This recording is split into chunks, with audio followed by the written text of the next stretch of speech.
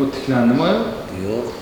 Suyaklar terib chiqqanmi joyiga? Terib chiqqan, orqa suyakni ham kesib, anaqa ulagan.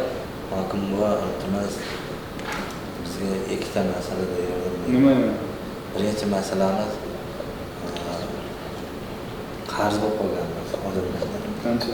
Yeb ichishdan, kvartiradan, dori-darmonga olganmiz, bu yoqqa borish kelishga ham oilamiz bilan to'g'risi. Ishlamagandan keyin Ha, 8 oydan oshdi.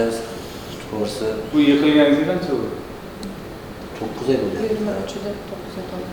23'de 9 ay oldu. Ikkinchi masalamiz hokim bor. Uy, yordam qilamiz. Bizga Qayerda yashaysiz? hozir bular yontoq zotdingman mahalla. Ha, qaragan. Mana domlardanmi? Ha, shu yerda bular sotuvchi qizlari bor ekan, xodimlari.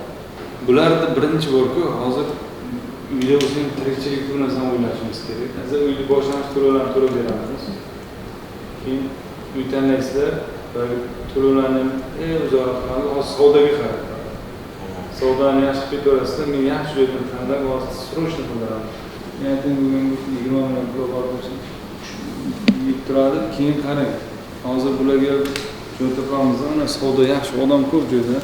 Konteyner qilamiz deb aytyapti, bitta yasarkan, yasatib bering. Jarqondan odam hozir savdo zo'r bo'ladigan joylar bor-ku. Ya to'g'riga shirkiydir qilib chiqarib, kofe qilib, yangi ham shu ishda yashayveradi, ham ikkita bolasi bilan hali qarang, ko'rasizlar.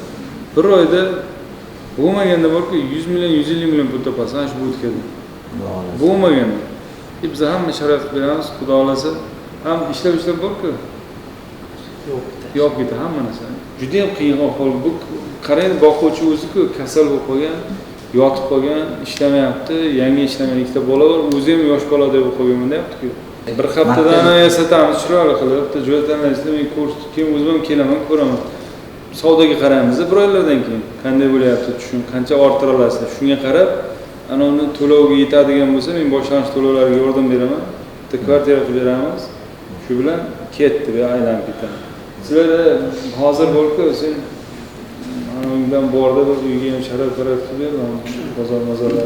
Shundan pulni 20 million olib bordim.